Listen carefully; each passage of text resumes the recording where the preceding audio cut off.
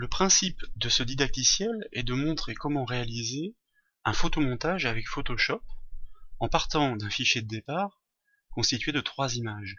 Vous pouvez le récupérer en suivant le lien qui est donné dans le descriptif de cette vidéo.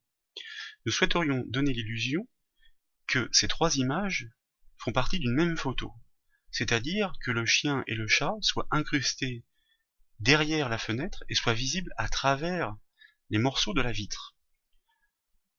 Concrètement, nous souhaitons obtenir ce résultat.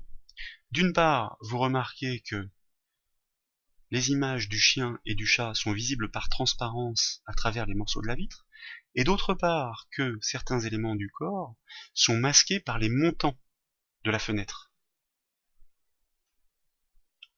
Pour ce faire, si nous revenons à notre fichier de départ, nous constatons que nous avons bien l'image du chat sur un calque indépendant, sur un fond transparent, idem pour le chien, et que nous avons un calque d'arrière-plan qui regroupe la fenêtre, les morceaux de pierre et les morceaux de vitre. Or, si dans un premier temps nous souhaitons que le chat et le chien apparaissent derrière la vitre, il faut que les morceaux de la vitre soient sur un calque indépendant, situé au premier plan, c'est-à-dire en tête de liste, par rapport à l'image du chat et du chien.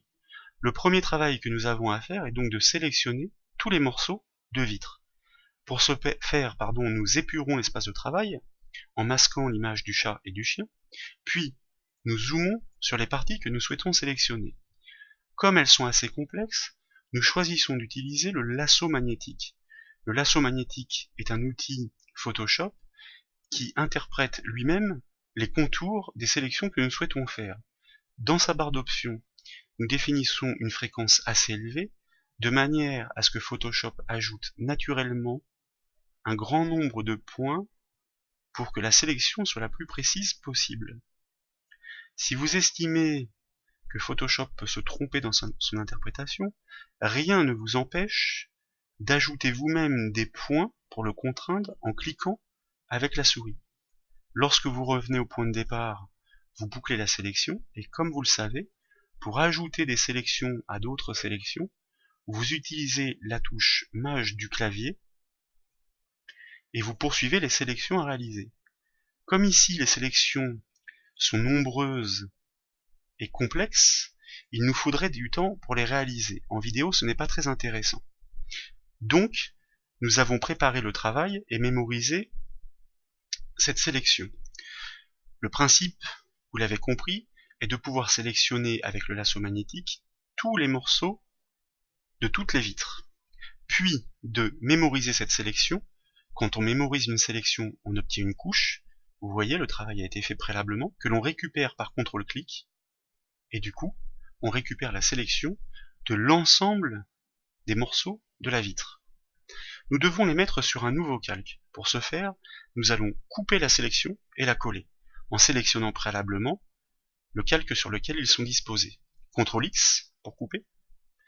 On note déjà un petit défaut. Les vitres ont été remplacées par la couleur d'arrière-plan définie par défaut, celle du petit carré en bas de la palette outils.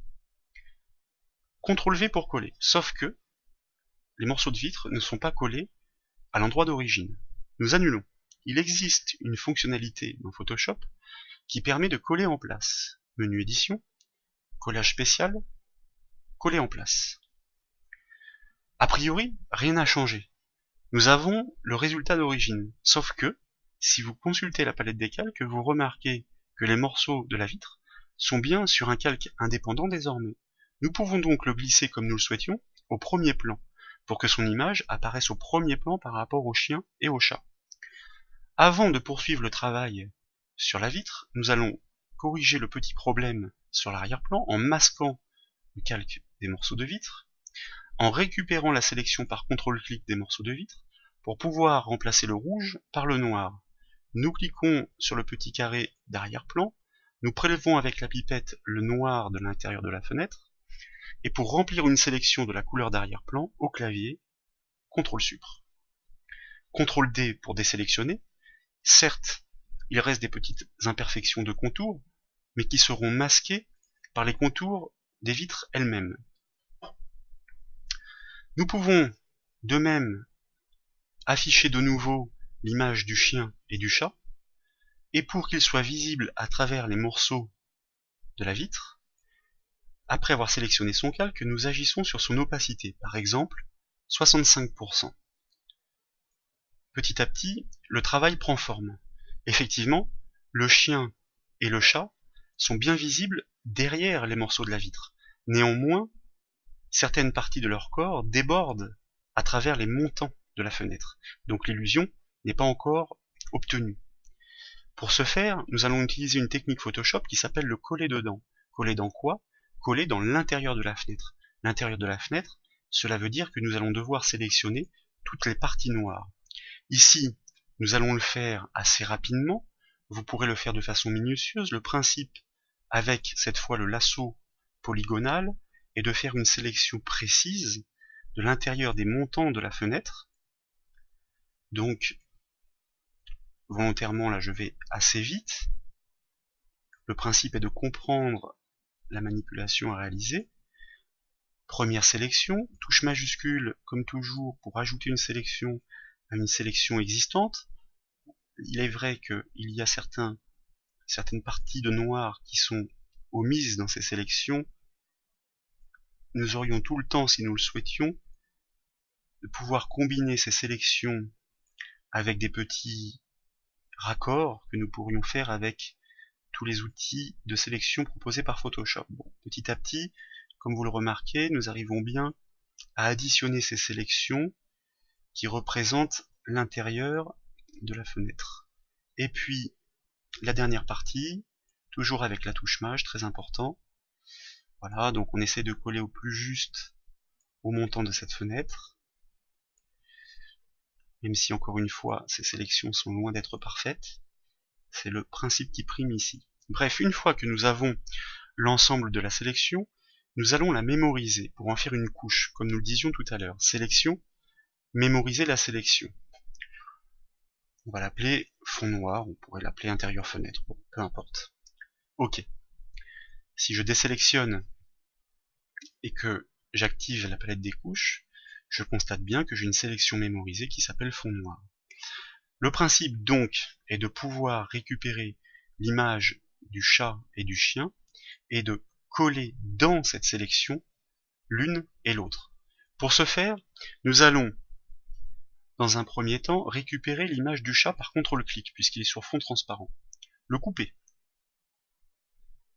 Puis, alors pour le couper, faut-il encore que son calque soit sélectionné.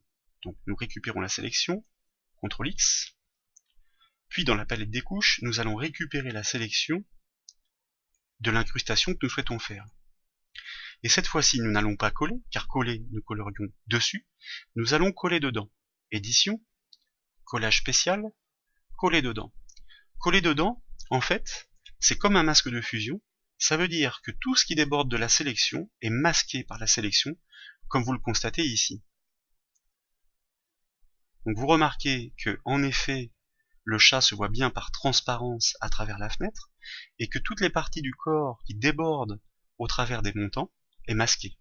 D'ailleurs, vous remarquez dans la palette des calques la vignette du masque de fusion. Du coup, l'ancien calque du chat peut être supprimé, nous confirmons. Là, au passage, on peut remarquer qu'il y a un petit défaut, c'est une sélection qui a été omise tout à l'heure, voilà, donc ça fait partie des choses à corriger en amont. Ici, volontairement, nous sommes allés assez vite pour comprendre le principe des manipulations. Nous récupérons de la même façon que tout à l'heure la sélection du chien, par contrôle-clic, nous coupons, puis nous allons coller dans la sélection qui nous sert d'incrustation, que nous récupérons par contrôle-clic, et donc, maintenant, nous n'avons qu'à réitérer, collage spécial, coller dedans. Comme vous le constatez, même remarque que tout à l'heure, tout ce qui déborde de la sélection, tel un masque de fusion, est masqué par les montants. Donc l'illusion est beaucoup plus intéressante que ce que nous avions au départ. Du coup, nous pouvons supprimer l'image d'origine du chien, et nous obtenons le résultat escompté, c'est-à-dire l'illusion que le chat et le chien sont bien pris en photo derrière les vitres de la fenêtre.